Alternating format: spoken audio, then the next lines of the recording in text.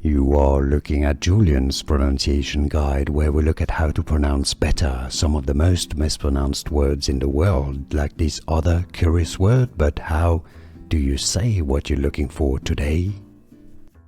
Let's learn how to pronounce those two words. The top word here is the noun. When you cut something into two equal parts, on one side you get one half. Okay, so that's your top word here, half. The L is silent, so don't worry about it. You can just pronounce the H-A-F, half. Okay, so that's the noun. Now, the verb that corresponds to this noun, the action of cutting something into two equal parts, is to halve.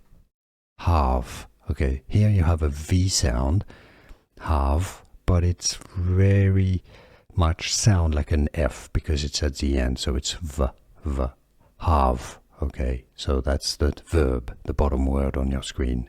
So the noun is one half, half. The verb is to halve a pizza, for example, halve, half, halve. Slightly different pronunciation, but very subtle.